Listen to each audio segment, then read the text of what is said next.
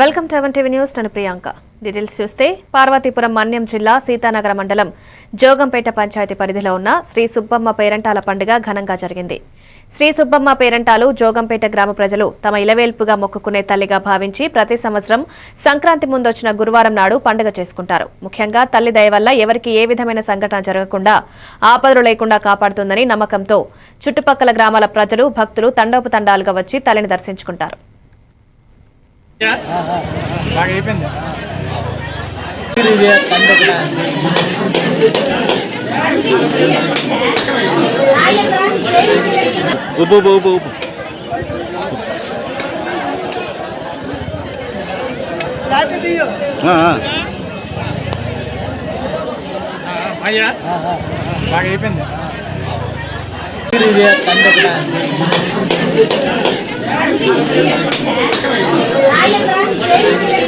ఉప్పు